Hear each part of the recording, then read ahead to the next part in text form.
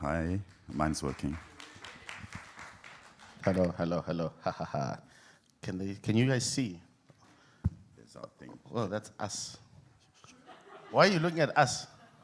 You here? Oh, okay. There you go. Come in and open it up, eh? Yeah. Guys, sorry, we're not Mac people, we're Windows people. Here. Help us. How do we do how do we do this thing? Mac people. It's not opening. Help us, guys. Someone please help us. Space. Enter, maybe? Space. It's not working. Hey, hold on, something's happening. It's probably taking time from the memory stick. And full screen. Yeah.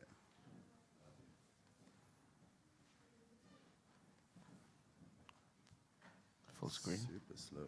Yeah, there we go. Haha. Okay. Okay, hello guys. I don't need this. Yeah. Yeah. So we are the Hidden Hand. We're here to talk to. We're going to tell you a little bit about our history and how we got to work on Jendi Tatakovsky's Primal, as well as the branding that you see all over here. So we did the branding and the opening trailer that you might have seen. My name is Lesego Vorster, and my partner here is Ross Lelliot. Hi. Cool. So let's go for it. Sorry, guys, you have to bear with us. Max sucks. Do we go down or arrow down? Apparently. Arrow right.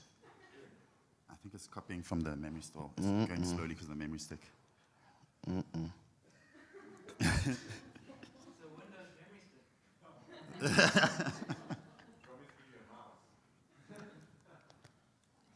Guys, why is Max so difficult? Please help us clear. Oh my God. It's literally just not going. Not going. Teach us. Okay.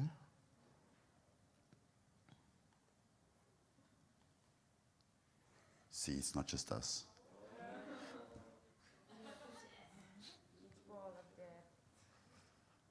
Quoi?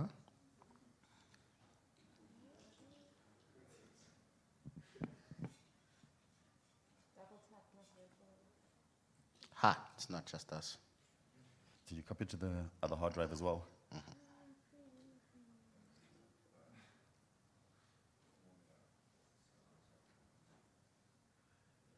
Anyway, well, this is being done. We'll tell you a little bit about ourselves. So, just like any other tertiary institution student, we thought we can start a studio. They're not doing what we want to do. Screw all of them. And we started the Hidden Hand in 2000 and It was about 2014. 2014. Yeah. We did, a few things here and there. And we're going to show you some stuff like it really sucks. Luckily, we realized that we suck, and we decided to take a break for a couple of years and actually get better at what we do. So that's when I went for... it's too big to copy, clear. Yeah. Yeah. That's when I went to France to do my master's and work for a year, and Ross worked around in studios locally, just to bolster up that ability to do this 2D animation that we really want to do. Hey, you're winning. It's copying. Thank you. You seem like a Mac person. Hey, it's us. Cool. So I'm sure a lot of you are like, I'm going to start my own studio. I'm going to start my own studio. I'm going to start my own studio. We were like that as well. And we actually did, but we realized that we're not good enough. We couldn't do what we wanted to do. And I must move. Oh, thank you. So yeah, and we realized that we were not good enough at the time to do what we wanted to do. We've never been too shy to actually put our stuff against the best in the world and look at the differences. And the difference was too stark. Yeah. And now we're actually at a better place to a point where we can do branding for this amazing festival through the amazing Diane. And also to the point that we actually get to work on top tier shows like Primal. I feel like that also really we actually get to the next level just to be able to compete because it's the best animators in the world. So just to be considered amongst them is such an honor. Or working with them, rather. Not considered amongst them. Ooh, okay. Looks like it's winning. It's coming finally. Slowly. Let's flip this backwards. We're going to end with questions. We can start with questions. Does anyone have a question? Kane, what's your question? How did you know? I have a question. Yes. I think it sounds super powerful that you discovered what you weren't capable of, and you went into wanting to do the thing you wanted to do first, discovered you couldn't, and then got skilled up. What would be your advice on people that do want to start a studio, or maybe freelance and find something more narrow in terms of what they want to do? What would be your advice for people on how to know what you need to work on and when to start?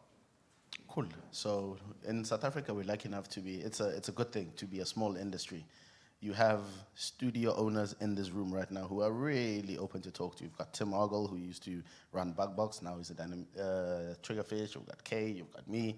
So it's really just find out what they've been through and what it's coming for you, because I'm a great draftsman. I was like, I can start a studio. And then I realized that I'm slowly stopping drawing because you have to pay people and run people. And we're getting paid by a French company, which means PayPal, which means euros, which means, do you understand? Slowly you're gonna stop drawing, and you have to be okay with that. And if you're not okay with that, maybe you don't wanna run a studio. Yeah. You understand? The responsibility is really huge.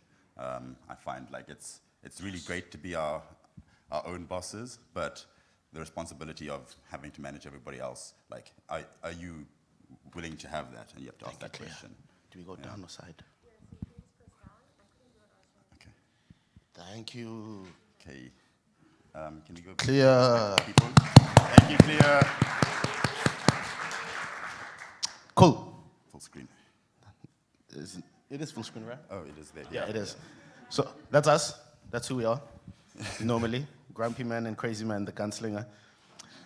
As promised, we're going to show you how much we used to suck, and we already called ourselves the Hidden Hand Studios. This is a project by Cold Stove Pictures, who you might be familiar with, and this IP called The Stick Fighter. And they came to the best people they knew, and this was us at that time. There's no sound, so we're just going to talk over it. This is... A lot of people that know me know that I focus on the young people more than the older guys. They've got it. But it's okay to suck, young people. But with practice, you will get better. Yeah. You know? This was one of our first gigs about 6 years ago. We didn't know that you could put the opacity on an environment down so you could see the character. So, you know?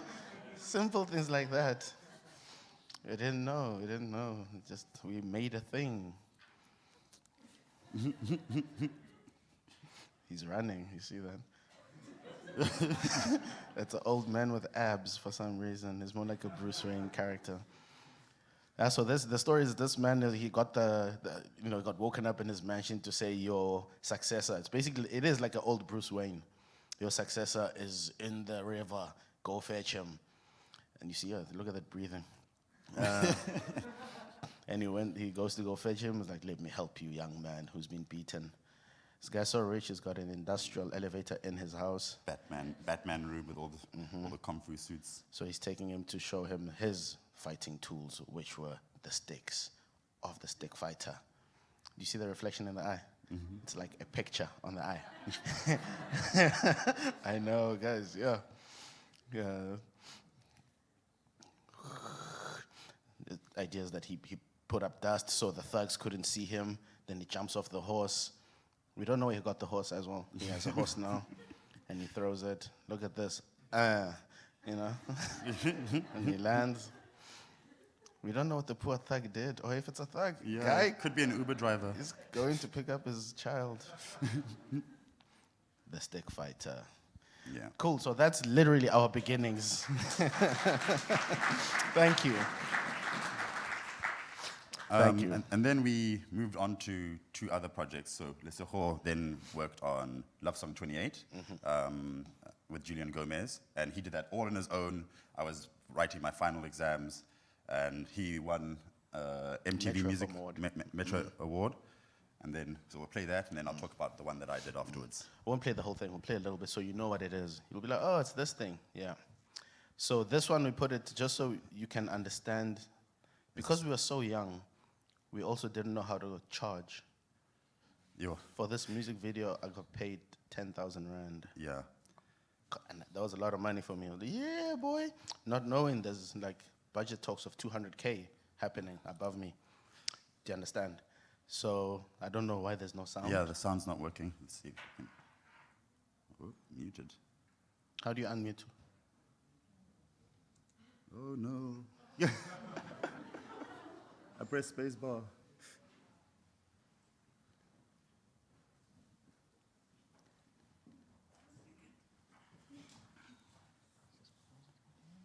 Thank you. We're not Mac people, guys. Max sucks.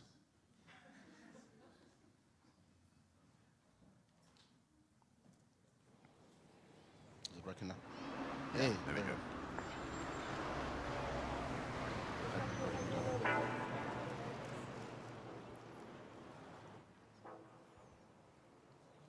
So that's Julian Gomez himself over there.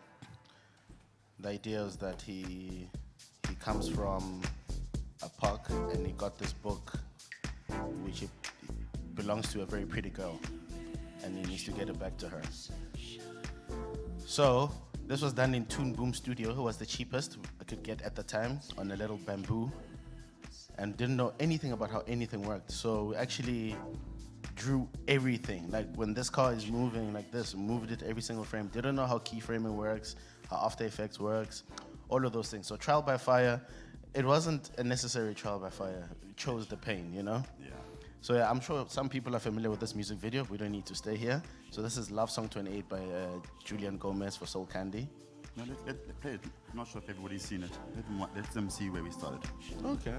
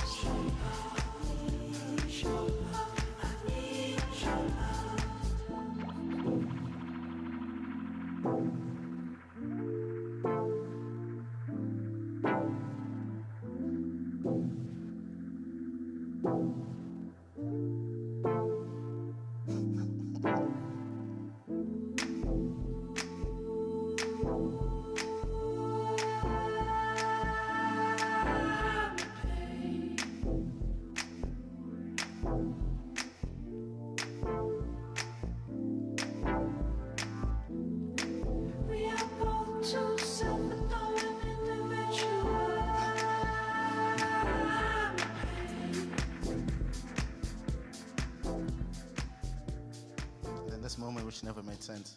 She finds him. She had a tracker on her book. Hey, Yeah, they forced the live action part, eh? you have my book.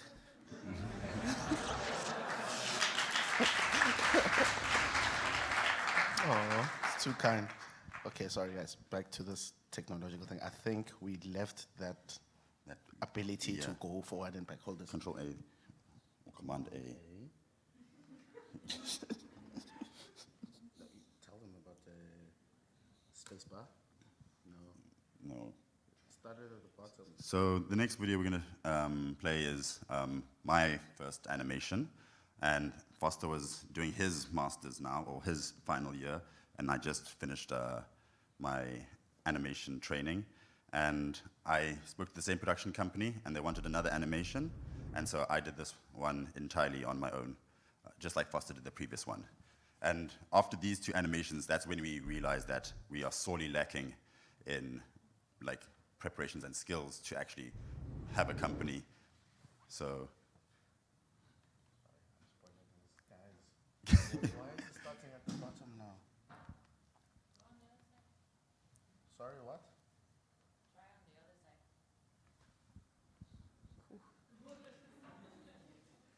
Right click, preview. open with, So just open with, try finding the slide you were on and then hit space bar and then keep on pressing down. Oh, really? yeah. Clear. Should pay you money. There we go. Yeah. Cool. So this is, It's called that two sides of the beat. yeah, with, who's the artist? Kid Funk. Yeah, Kid Funk. So yeah, we have a really close relationship with Soul Candy. Look at that walk cycle, boy.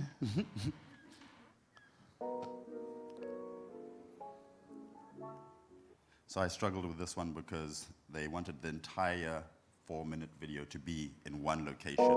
So try to make it as interesting as possible.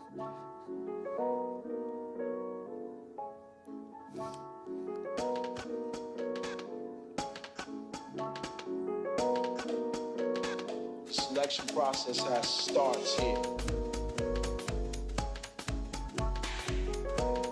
Everybody forgot about the records themselves and was worried about the mixing.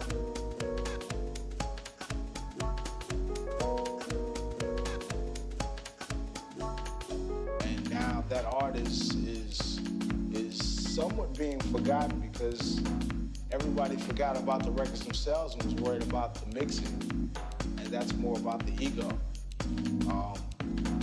That's fine that people like to mix and mixing is great, blah, blah, blah. Yeah, and it's important to learn how to do it. But you're doing that only for the idea of continuous movement of rhythm, that you want everyone to keep dancing or to keep a continuous stream of sonics running in your area. You don't do it for the ooh and ah, the show of it. In my opinion, there's a lot of different types of DJs, and I'll get to that too. But for me, in the way that I know it hit me, it was the magic of playing music for people and it being non-stop and it being honest. And to me, the selection process starts here. Pick out as many different things that are natural to you, that are organic to you, that draw you in specifically. And then later, you refine that process through listening. And then you present it to other people. That's DJing, that's selection to me.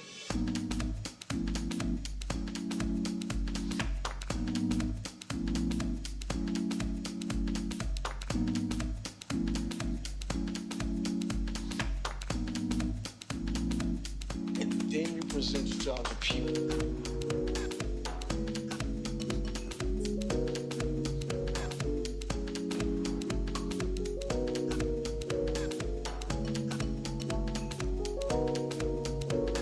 You refine that process through listening.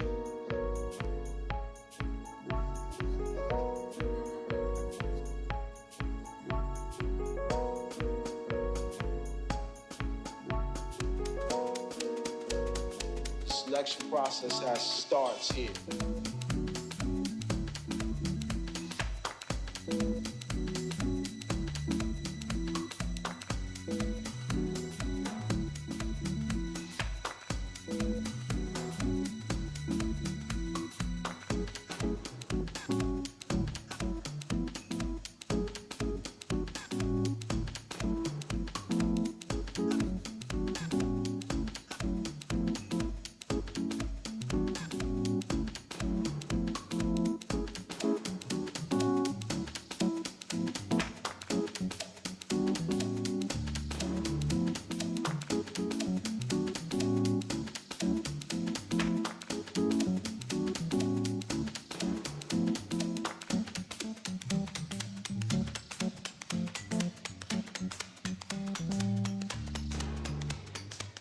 Yeah.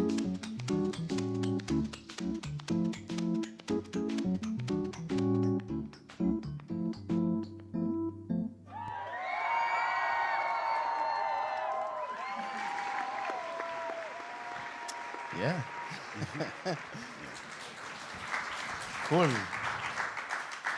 So it's after these projects we realized that, you know what, we know nothing. We are Jon Snow. We need to be better.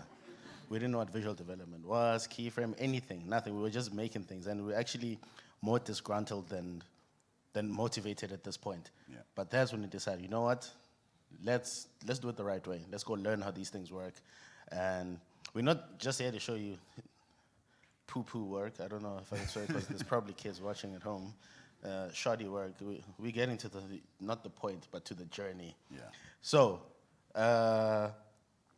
now with the Hidden Hand, we understand the process. I teach the process. We start at Simulogong Academy with the same process, the same pipeline, the workflow that we use at the Hidden Hand Studios of focusing really deeply on visual development and answering questions before they even come up. This is the strong focus that we have on pre-production. And right now, so we can go right, down, left? Nope. There we go. Cool. So, right, left, right. How do I do this? Down. It's loading, maybe. No, it's not. I'll pass. Ish. Clear. Do the thing. Nothing's happening. Okay. Oh, okay, cool. Can I pull it? Does Mike have this ability? Ooh, at least. Ooh. You guys can deal with that? Cool. Okay, so now this is a short film that we're working on, and we're just in development phase now. It's not ours, it's an American collective of first-generation Nigerian Americans. So they all have weird names. Their parents talk, like Nigerians, but they sound American. And it's a story called Iffy, about a young man whose father owns a convenience store, Mr. Amadi, and he bothers him so much. And this is where we are now. This is one of the things that we're working on. And through all of those processes of sucking so hard, we sucked, guys. You being polite, clapping at those things. But it was part of the journey. This is where we are now in terms of understanding visual development, the difference between drawing and design, because it is very different. And both of them are important. And so these are just some the approved ones by the story writer. I don't like calling her the director. And another thing you need to be aware of, the young people, is working with people that aren't in the know of animation. It's going to be quite hard because they're quite demanding. So you need to choose your battles when you work with them. And you want to speak about the environment? And grow a backbone. You really have to stand up sometimes to people and let them know that you know better because you're actually a professional. Mm-hmm. These environments were done by our two environment artists that work for our studio. They both extremely talented guys, and yeah. So it's all just exploring. There's a lot of locations. It's a 7-minute shot, but we just wanted to show you how much exploration goes into one location. This is Amadi, the father's convenience store. And Tsepo and Tumelo they go hard because they come from the Tsimologong, the internship at Tsimologong. And there you get drilled into how to do VisDev. We will not accept your first drawing. We won't. That's not filmmaking. That is fine art, the type of thing. You understand what I mean? You can't give me one option and expect me to say yes to that because I can probably do it better and faster myself. And these guys have really taken to the understanding of what VisDev is, to give options. This is just all Amadi's market. Cool. And the reason why you are all here. So Primal. Little bit of a story about Primal. When I came back from France, Ross told me there's this thing called Primal and they want color artists and cleanup artists. I was like, yeah, man, I'm too cool for that. I come from Gobelin. I don't do that. And he sent it to me. Then I realized what it was. And you could only work on it if you had TV Paint 11. It's quite specific. You can't use TV Paint 10.9, none of that. And I applied and I got it. And I worked on it until I started the program at Tsimologong, after which I introduced Thea, who you must know, Thea de Klerk, to Ross. She works with Studio La Cachette. And introduced her to Ross. I'm like, that's my partner, he can carry on. And then Ross carried it for a year. And then after that, when they were renewing his contract, we're like, no, we wanted as the hidden hand. They were really, really reluctant, but now they're like, we are the best. They love us. We get the bulk of the work right now. I don't think we can show anything from season 2 yet, but No. most of the stuff is from season 1. Take Yeah. it away, brother. All of this is from season 1. And yeah, getting into Primal was actually a little bit hard. I had to, take out a loan to get the software, and it was a huge jump into like the abyss. I didn't know the software. I hadn't touched TV Paint. And yeah, it was a leap of faith, and it was like justified. And had to work really, really hard at first just so I could keep up with other artists because I wasn't as good. But, the hard work paid off, and now it's easy to do. Exactly. So I think we've got like a minute 30 of, it's literally 0.2% of what we've done on Primal, Yeah. of the work that we've done. Is the sound going to play?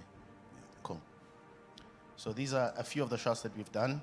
So the hidden hand is starting to get they call them the A+ shots, the shots with 1 million layers, 1 million characters. The money shots. I'm sure when you've seen, like, how do they get those patterns right? We draw those patterns. Manually. It's really intense. But something that's happening as a byproduct of it is that our junior animators are now getting things animated by people like Yoshi Tamura, who's a kick-ass animator. He's one of the best guys.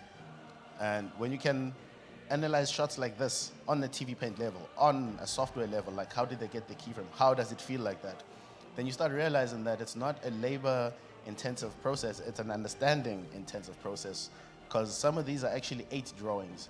But if you give it to a beginner to say, make a zombie dinosaur roar, you'll get some animation that's on ones, because people believe that 24 frames equals a minute. Yes, it does, but it doesn't mean 24 drawings. Okay. So what Primal really does well is They work on that stuff, 3s and 2s. the holds on the really graphical, like things like that.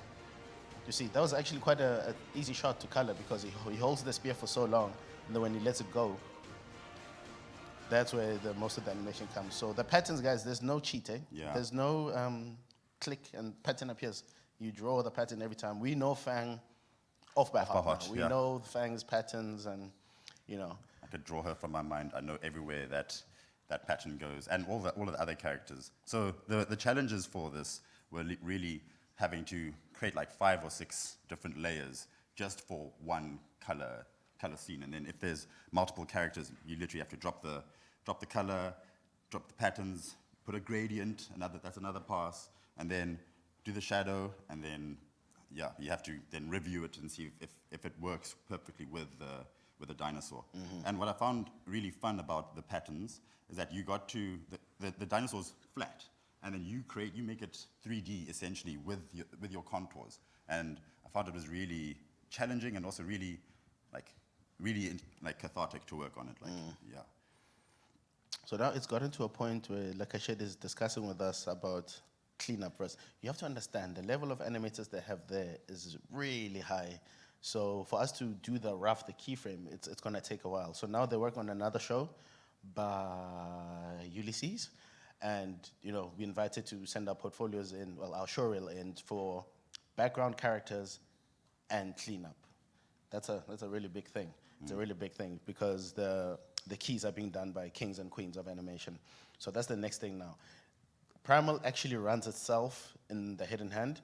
The team already knows how to assign shots, how to review, because there's a folder that if it goes in there, it cannot come back with retakes. Yeah. And if you come back with retakes, Then I give the flames. okay. And at first, actually, you have to build trust with a show like this. They didn't give us water. It would come with the water done, sometimes with the shadows done, and then they'd be missing a few frames, and then we'd fix it. Yeah. And slowly, like that, they started giving us more and more. Sometimes you get a rough shot. So on Primal, we also clean up. So you just get a rough shot, the hidden hand's got it. And we clean up because we've got the pen that they've created. We understand the language of Primal now. And Jendi Tatakovsky. We got a personal message for him after he won. He's like, guys in South Africa, I don't know what you're doing, but you're doing it well. I just want to talk about this guy. So this guy over here was the bane of my life. It was literally 6 layers per drawing. So if you had a 100 frame scene, you'd have to do 600 frames, essentially. You had to do the bones on a separate layer, you had to do the gradient on a separate layer, and the whole episode was just focused on this dinosaur and barely anything of Fang and Spear. So, yeah, the challenges were, every episode would have a different challenge. Some would have the crowd shots, and you have to just manage, and you have to keep up your speed, whether it's a one shot, a one character shot, or 20. You just have to get on with it. And that's why I said the learning curve was huge, but then once we got to that level, we could just maintain. Yeah. You guys watch Primal, right? You know what you're talking about. You've seen the zombie episode, and okay, cool, of course.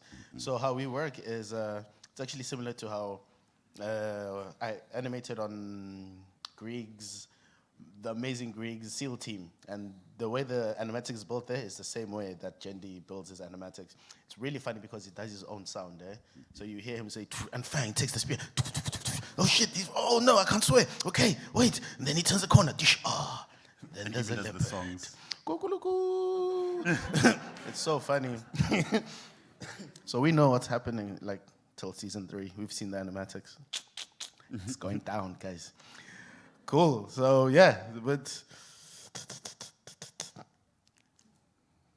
Yeah, just more shots that we worked on. More shots, I mean, more shots. our favorite, some of my favorite scenes, and I just try to get as much diversity as well in this slideshow.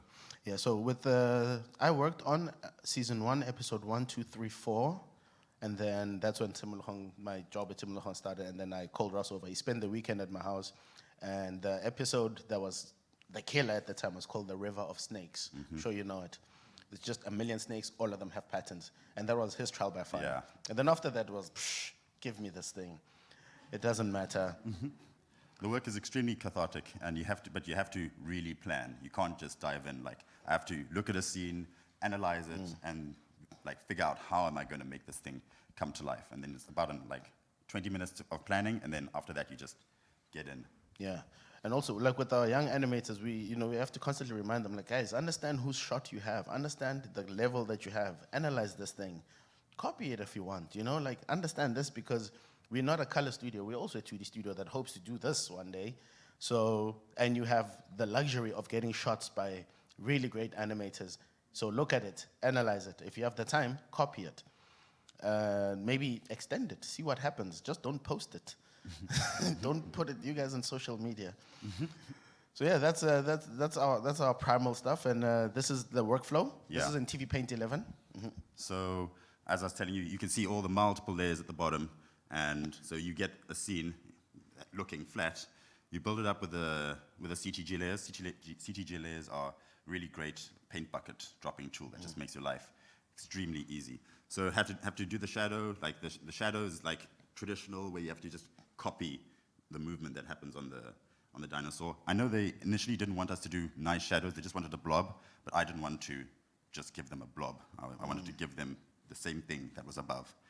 Yeah. And that actually influenced the show. Yeah, and then they actually started, all of them They after stopped that, the blobs. all became proper shadows. I felt like it's the only time I can really show them that I can animate two guys.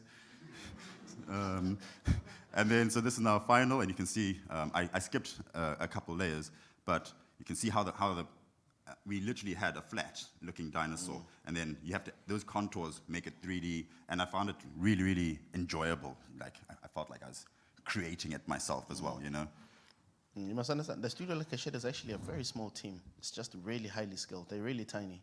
One of the co-founders of it is an animator, and he handles payment to us, and he's directing another show. So it's really tiny. It's just that the output seems like there's 1 million of them, but there isn't. They just know how to use their time. The French really take their breaks seriously, hey? And that's what makes them really efficient at work. Instead of, I've seen it when I was teaching at the animation school, because the students knew that animation school was perpetual, like it never closed. They were like, I can arrive at 10, I can lurk until 12, start working at 1. It doesn't happen in Europe. They get there, they work at 5, they go climbing, they go to the pub. Even if the thing is late, they take their break seriously. At Gobelin, like, if your film is really late, you'll see the French guys are stressing while they're working, and they're like, oh no, it's time to eat. Then they go eat. That's important. Take your break seriously, because then you come back with a fresh eye. And also, like, I have a rule of threes. I always work on 3 things: 3 shots, 3 designs. Because when you get stuck, the next one will actually help you come back here. And if you just work on one thing, you get the tunnel vision. And when you wake up in the morning, you realize you wasted 5 hours because it sucks. And that's why the planning for the shots is so important. You don't just dive in. You really have to plan everything.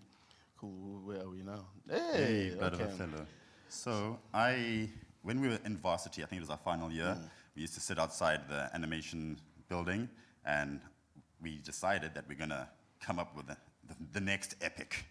And Vorster and I brainstormed it over multiple years with multiple different writers, people coming in and out, and then in the end, we just sort of like manhandled it into this state.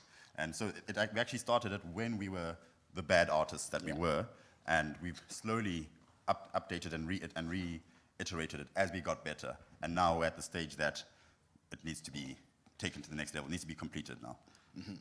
This is Blood of a Fellow. I'm sure you guys are familiar with Blood of a Fellow. It was called The Container. It was such a sad story, and then it was called Aegis, and then, after experience, gaining the experience and knowing how to tell stories and understanding target markets and genres and themes and all that stuff, we decided to rewrite it. And this is where we are now with Blood of a Fellow. We're just going to show you a few designs here and there.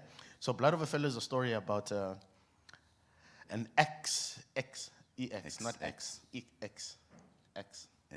a former god, a former god of the president who had an affair with the president's wife, and the result was an albino baby called Donaye. Wait, it's also Afrofuturist, and it's set in an alternate storyline of Africa, but in about 50 years or so. So there's lots of relatable things that we see in our world, but we just try to take them and see what would happen if we pushed it 50 years in the future. How would these certain beliefs, certain traditional beliefs, and how would they evolve with the technology and in a metropolis, like that Africa, that's in Africa. So she is the last known, guys. It's considered ghost to say albino now, so it's a person with albinism.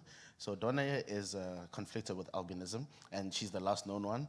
And it starts with them living in seclusion, hidden, because firstly she's got albinism and the child of this evil president. And the story is about, the reason it's called Blood of a Fellow is actually because our hero is the bad guy. Isaac is, essentially, he is the bad guy because he spilled the blood of a fellow, which is the one thing you don't do in the fellowship. And this is his former closest friend, but now turned enemy, number 9, whose age is unknown.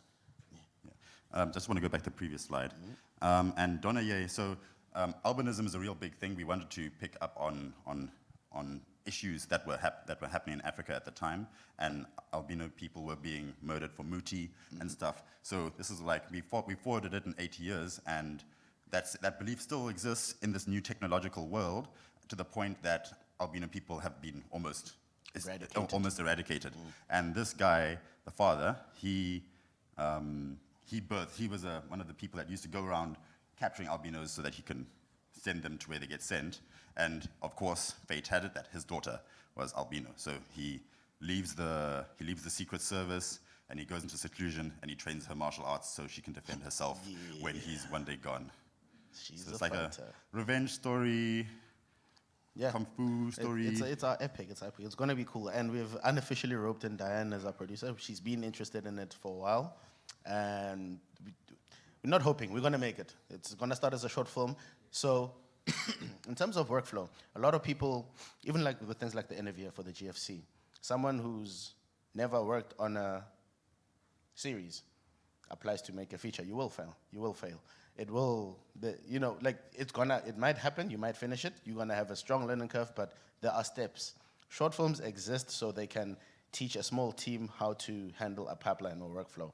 After that, you can turn it into a series. After that, it's a feature. Features are no joke. Yeah. When I was working with Grieg as his animator, every day we had a meeting, like just for him to catch up quickly, 3 minutes. I was like, this guy. You could tell that there's a lot happening, especially because COVID hit during the production of SEAL Team. So we really wanted to show you this trailer, animatic so far. Enjoy.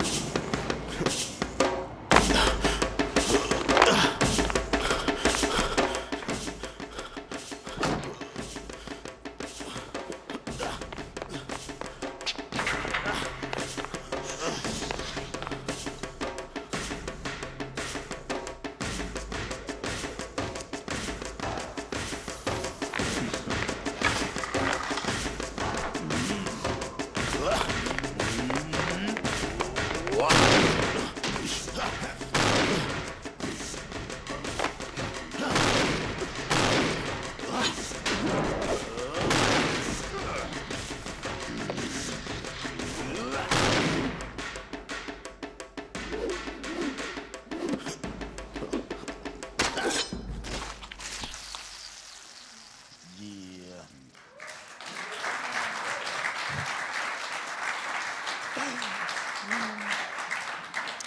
Cool.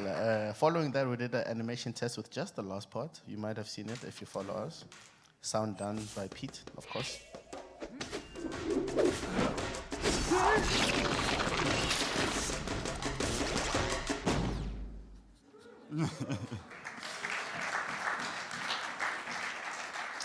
We'll play it one more time for, Yeah. you, for your view.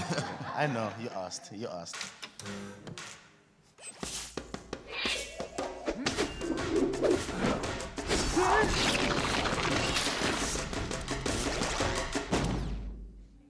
Yeah. Blood of a fellow. Cool. I know we don't have a lot of time. We still one question, so let's blitz through. This is our guy. This is my favorite guy. Number 9, the Soto band. What did I do? Okay. Cool. So we have little bumpers, like this is a Katsuka thing where they had a call, and we use these for training. Training is really important to me personally. Training is everything. Without the team, there's prodigies like Rocket Boy who can do it by himself, but those people don't exist a lot. And you need your team. You need people you can trust and train them yourself. I've got Genie over here. If anyone has heard me talk, I talk a lot about Genie. I train Genie really well. And when push comes to shove, I Genie, help me, take the shot. So even with the trailer, the last shot is Genie, so she anchored it down. And we do that a lot. Even in the hidden hand, we focus on training, and these are the things that we use, little bumpers, things that, it's not for money, it's not client work. And they just get a lot of feedback from us as their leads to do better. And yeah, it's from Katsuka.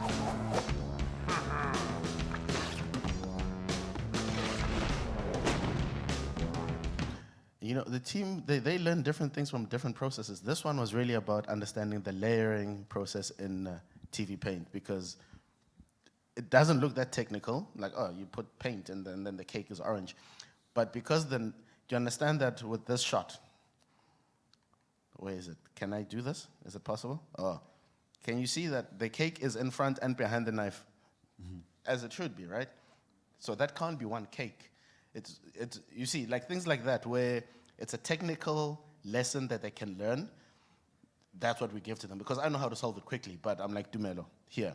Then after a day, he'll be like, how do I put the cake in front at the back? Or will you do it in comp? I'm like, don't make your problems my problems. Don't make your problems my problems.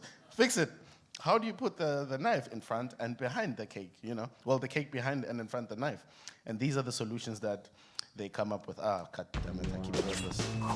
Can we just go to the next one? Cool. Mm-hmm. It's a little bumper for our studio that we made. More training. Mm-hmm. More training. And just because we had to do Street Fighter, can't not. Yeah. So I hope you remember how shitty we were at the beginning. Remember? You see where we are now. See where we are, guys. Where are we now? Okay, cool.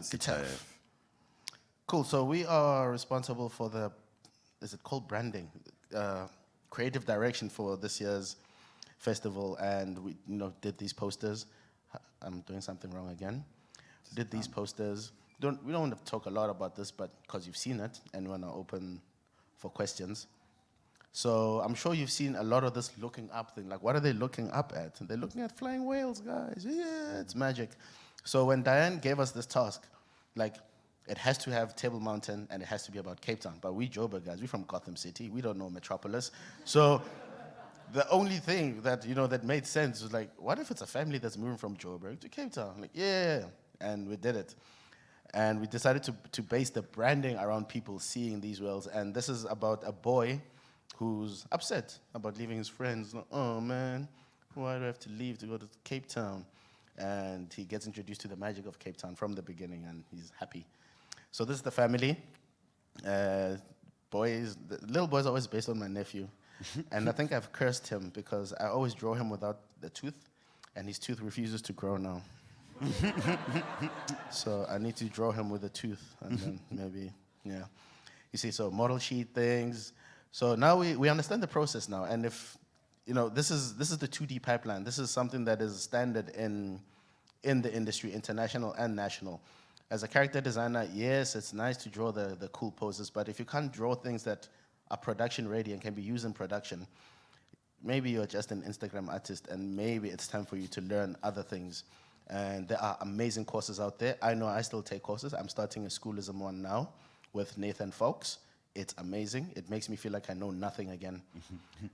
These designs done by Jeannie, really awesome stuff, because I just couldn't draw whales. They all started looking the same. And I know Jeannie loves animals. I'm like, Jeannie designed the whales, and she came up with these. I just touched them up a little bit to put that hidden hand style in it. And there was supposed to be a Kapsa Klopsa shot. Yeah, got cut at the last second, unfortunately. Sorry, guys. We might just finish it just for, for ourselves. But can you understand how much intensive work it was going to be if we had done it? It was going to be cool. So expression sheets for the mother, some expression sheets for the papa, for the boy. He showed up a lot, so we did like 2 or 3 pages of him. Yeah, three of the Toothless Wonder. Layout is really important because when we were doing our own former knowledge-based animation, we didn't understand what layout was.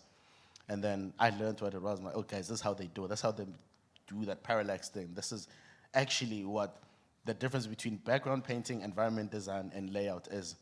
So layout is actually, for those that don't know, it's the shot-ready stuff. It's the things that you see in the shot.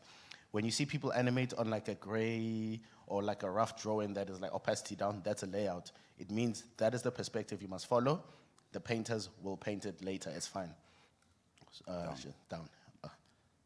This is a very long one. This is also, so we also, as Vorster said earlier, that we use all of these for training. And I feel like in a low-stakes environment where they just doing it for us, they are able to get into it a lot more easily, as opposed to if we had to just throw them in the deep end and be like, animate Primal now. So we get to build up their confidence, and we get to also get our animations done, our internal projects. Small victories, guys. Small victories matter. Cool. This is the original animatic with the shot names, time code, and animators assigned.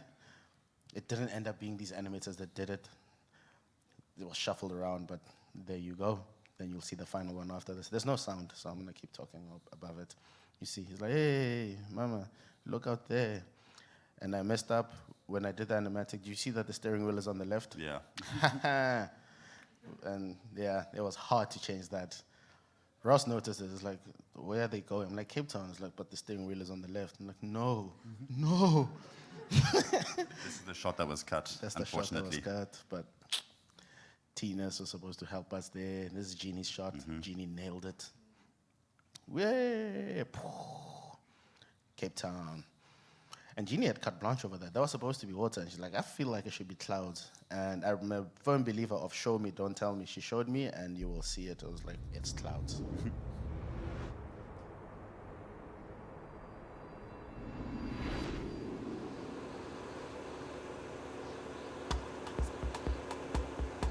Sound by Pete. Pete O'Donoghue.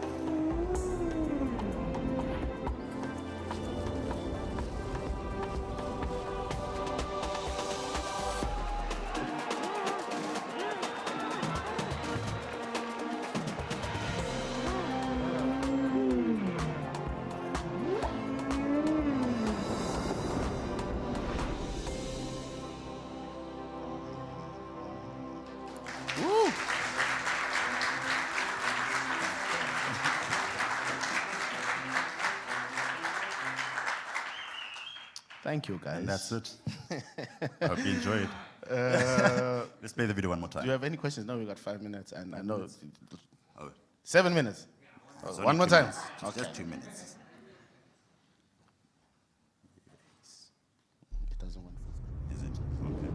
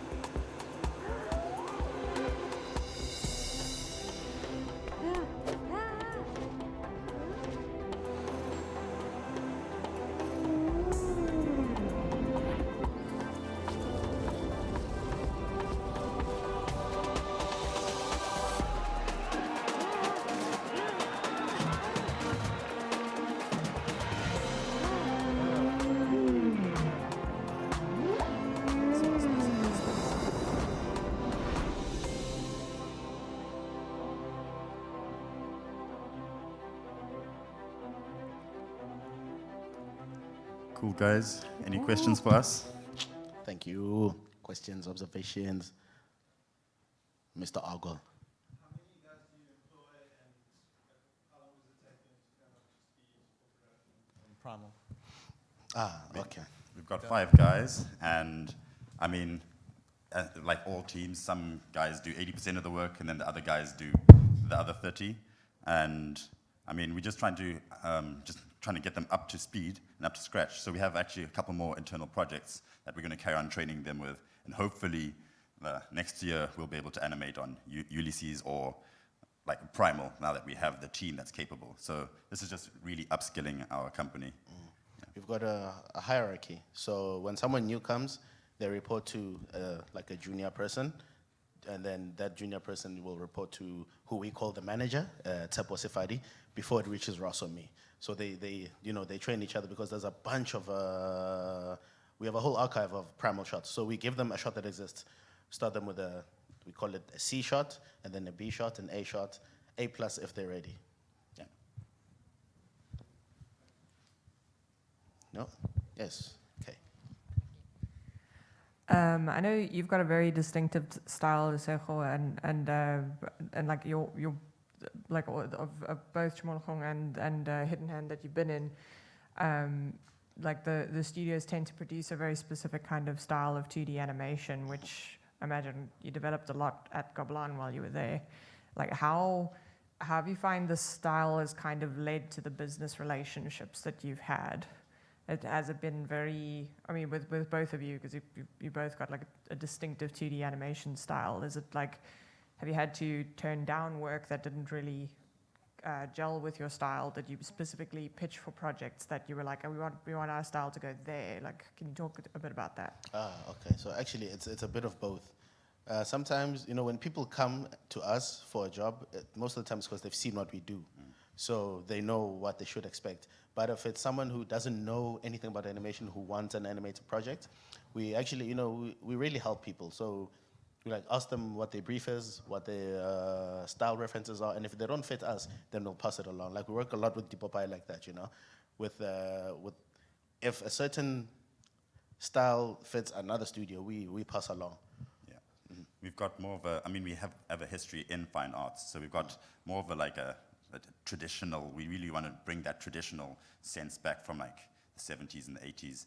And as Vorster said, if it doesn't work with us, we don't want to break our backs on a project that we don't enjoy. So we try to keep it in sort of this adult animation, African aesthetic.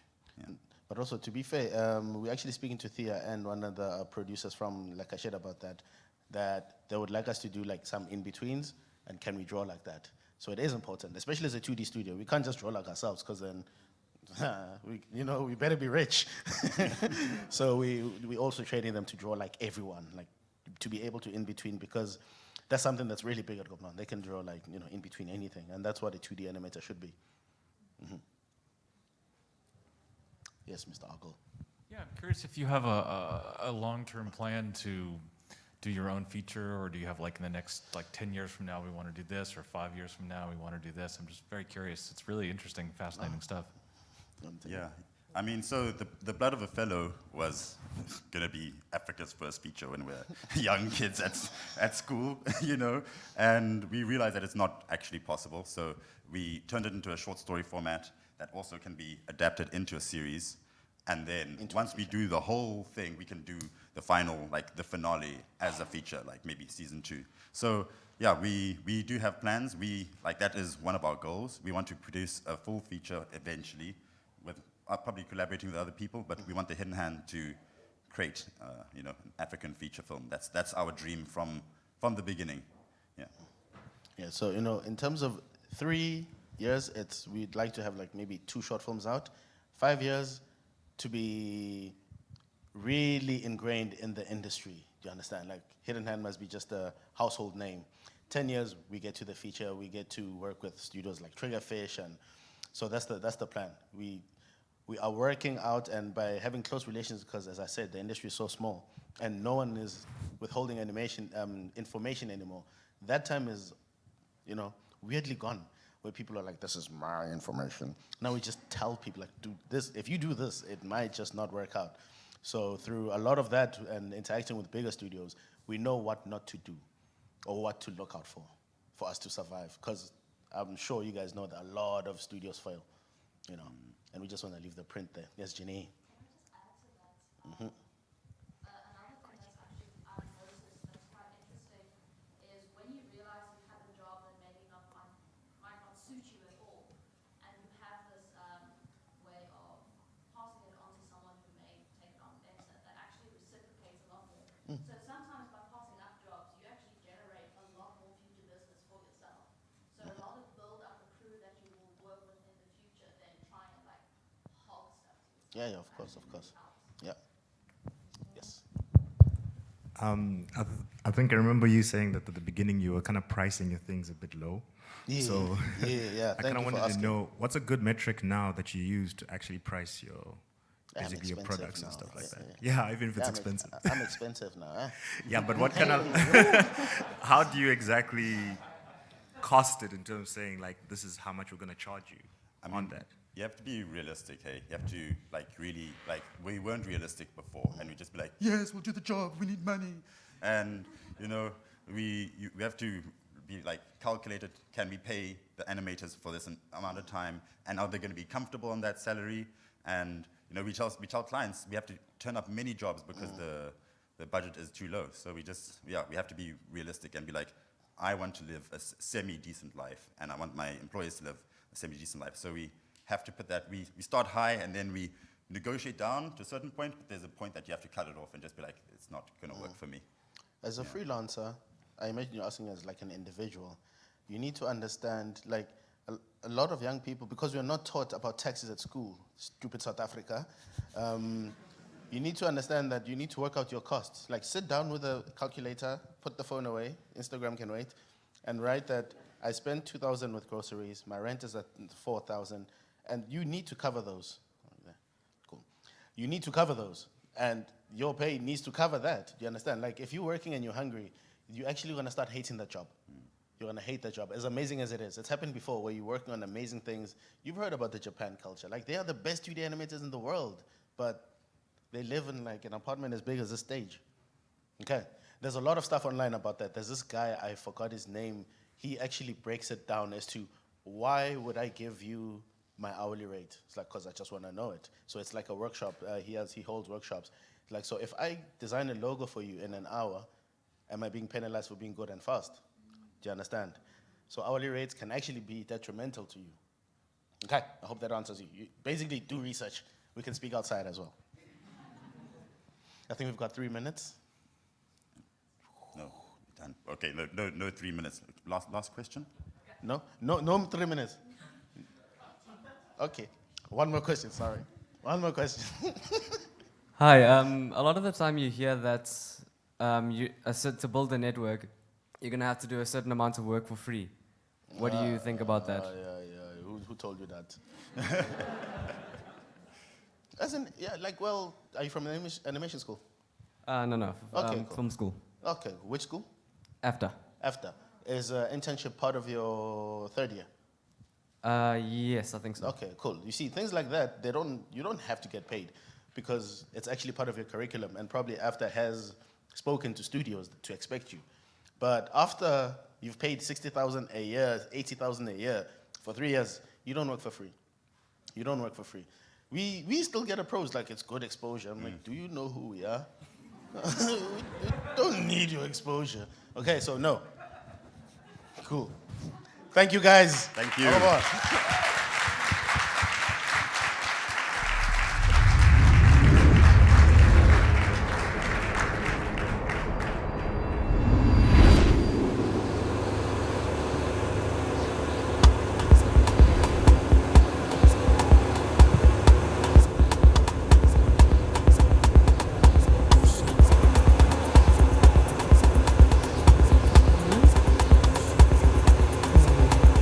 Oh, hello.